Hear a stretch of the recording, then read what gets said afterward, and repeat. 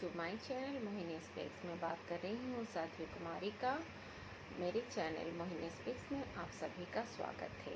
आज हम बात करेंगे नवरात्रि और माँ दुर्गा का जो पूजा जो हम सब के लिए बहुत ही इम्पोर्टेंट है, जो कि इस बार 1 महीने के लिए आगे जा रहा है।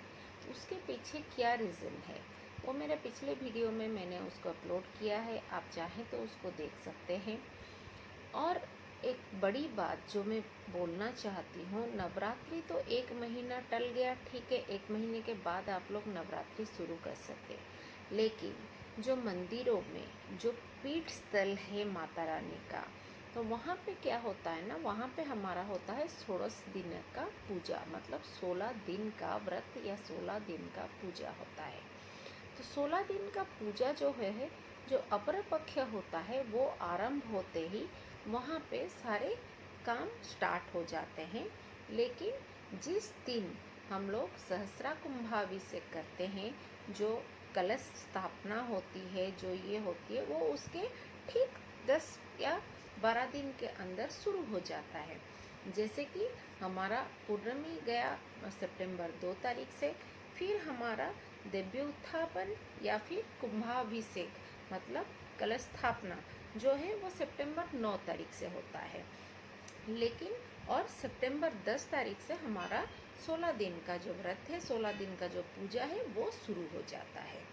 जैसे कि हर मंदिर या जो लोग बहुत बड़े लेवल पे जो साधु संत हैं, जो लोग माता रानी का 16वां पूजा करते हैं, या जिनके घरों में भी माता रानी का प्रतिष्ठा होकर वो पूजा होता है, इस जो वीडियो है पर्टिकुलरली उनके लिए है। प्लस आपको षष्ठी की तिथि, सप्तमी, अष्टमी, नवमी की तिथि, ये सब जानकारी के लिए भी ये मैं वीडियो बना रही हूँ। तो इस बार क्या हुआ है ना, सितंबर 10 तारीख से शुरू हो जाता है हमारा 16 दिन का पूजा। लेकिन इसके बीच आ जाता है मलमास या अधिक मास, जिसके बारे में मैंने बोला कि जैसे हमारा ऑलरेडी वीडियो मैंने बना चुकी हूँ, आप चाहे तो डिस्क्रिप्शन बॉक्स में मैंने लिंक भेज दिया है, आप देख सकते हैं। उसमें क्या होता है ना, ये जो 16 दिन का पूजा यहाँ पे कैसे स्टॉपेज हो जाता है ना, सितंबर 10 से लेकर सितंबर 18 तक ये चलेगा। तो 9 दिन का चला गया, फिर गिर जाता है मड़मास। मड़मास आ गया 1 महीना। तो जहाँ पर देवी माता की स्थापना हुई है या जो भी मंदिर में पूजा स्टार्ट हुई है, वहाँ तो बंद नहीं होगा। तो उसमें क्या होता है, आप उसके जो माता रानी का जो पूजा है वो बंद नहीं होता है, वो महीनों में चलता रहता है। अखंड दिया जहाँ जहाँ बैठा गया है, वो अखंड दिया वैसे ही बैठाया जाएगा। जहाँ पर कुंभ अभिषेक किए हैं वो वैसा ही रहेगा, आप उसको उठाइएगा नहीं। इसीलिए 160 साल के बाद गिरा है ऐसा 16 पूजा, ऐसा माता रानी का पूजा गिरा है, ये जो आया है मलमास के अंदर। तो ये आया है 160 वर्ष के बाद। जो 16 पूजा 16 दिन में ख़त्म होता था, तो यहाँ पे ये बढ़कर हो गया 46 दिन। तो उसमें क्या करना है, उसमें और एक की भी बड़ी चीज़ क्या है ना, कुछ राशियों के लिए सो दैट राहु और केतु जो होता है वो धनु राशि में जा रहे हैं। तो मृगशिरा नक्षत्र और 16 तारीख सितंबर 16 तारीख में इनका जो चलन हो रहा है, इसमें क्या है ना, कर्क राशि और सिंह राशि और धनु और मीन, इन चारों को ये बहुत ही अच्छे शुभ फल प्राप्त करेंगे। लेकिन जो राहु जा रहे हैं उनमें से क्या होगा, वो किन किन राशियों को शुभ फल दे रहे हैं ना, वृष राशि, मिथुन राशि, कन्या राशि और वृश्चिक राशि, इन चारों को ये शुभ फल देने वाले हैं। तो इसका एक अंक होता है। अगर आपको डिटेल में अपनी कुंडली के हिसाब से, अपनी जन्म नक्षत्र या तारीख के हिसाब से अगर आपको जानना है, तो आप मुझे इसमें कमेंट्स करके बता सकते हैं, तो मैं आपको उसके आंसर दे सकती हूँ। नहीं तो जो नंबर मेरा अपलोड हुआ है उसी नंबर पे अगर व्हाट्सएप में आप भेज देंगे तो उसका आंसर भी मैं आपको बता दूँगी कि आपके लिए इस साल का जो नवरात्रि का और राहु केतु का चलन का जो समय है, उसके ऊपर आपके राशि के लिए क्या खराब है, क्या अच्छा है। तो ये चला गया राहु केतु के बारे में हो गया। फिर क्या हो गया ना, सितंबर 17 को पितृपक्ष का समाप्ति हो गया। जो हमारा शुरू हुआ था 10 तारीख को, 17 को समाप्ति हो गया।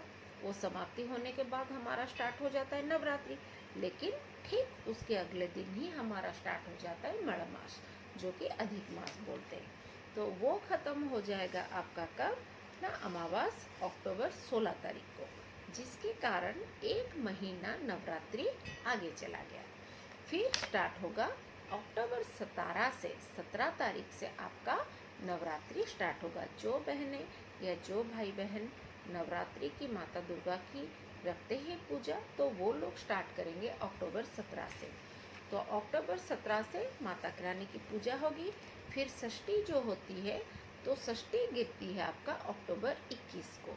21 को आपका षष्ठी आती है, 22 तारीख को सप्तमी आती है, और महाअष्टमी जो है वो आती है आपको अक्टूबर 23 को। अक्टूबर 23 में जो महाअष्टमी आती है, उसमें क्या है, उसमें आपको मैं एक विशेष सूचना देनी चाहूँगी।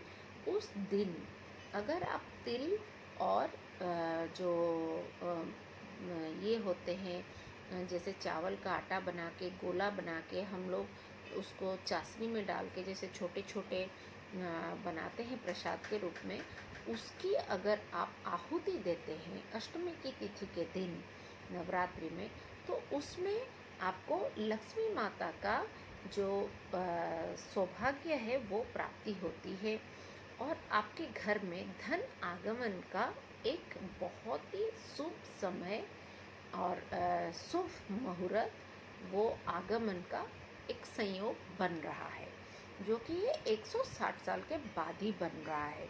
तो ये पर्टिकुलरली दुर्गा अष्टमी के दिन आपको करना है, और उससे सप्तमी षष्ठी में ये नहीं करना है। खास करके अष्टमी के तिथि के दिन ये आपको हवन में 108 करवाना है, और हवन खत्म होने के बाद आप जो लोग कन्या पूजन करते हैं, वो आप 7 साल की छोटी उम्र, और नहीं तो जितने छोटे उम्र के बच्चे यहाँ हैं उनको, उनमें हम माता रानी की रूप देखते हैं। तो कन्या पूजन में आप एक विशेष ध्यान रखें, तो उनको आप जितना हो सके अपने हाथों से खिलाइए। जैसे हम पहले पैर धोते हैं, उनको तिलक करते हैं, उनको चुंडी उड़ाते हैं, उनको सारे श्रृंगार की सामान देते हैं, जैसे हम माता रानी को एक बच्चे की तरह पूजा करते हैं, वो सब आप करें। और जैसे छोटे बच्चे को खाना खिलाते वैसे ही भरे मन से, अच्छे मन से उनको प्रसाद का सेवन कराएं। तो अष्टमी में ये एक बहुत ही अच्छा माता रानी लक्ष्मी का एक संयोग बन रहा है, क्योंकि कहा जाता है ये कलयुग में कल की अवतार को अगर कोई उनकी मतलब कल की अवतार तो विष्णु जी की है, उनकी कोई धर्मपत्नी बनने लायक है तो वो है माता लक्ष्मी, जो कि माँ वैष्णो देवी की जगह पर बैठी हुई है इस साल के लिए। और सबसे बड़ी चीज़ क्या है ना, आपका जो महाअष्टमी जो है आपका 23 को तो हो गया, 23 को भी है और 24 को भी है।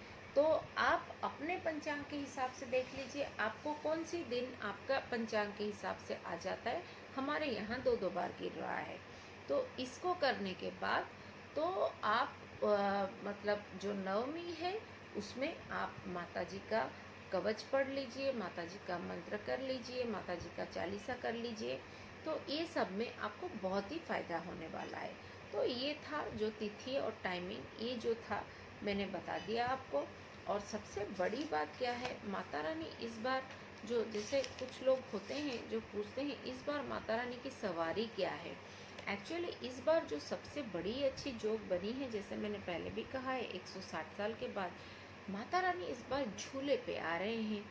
तो जो झूला होता है वो माँ का जो बाल रूप होता है, तो उसमें जो आ रहे हैं, इस सबको डेफिनेटली ये जो सिचुएशन अभी चल रहा है, जो महामारी की व्यापी हुई है कोरोना की, डेफिनेटली ये नवरात्रि के बाद बहुत ही कुछ अच्छा फल होने वाला है।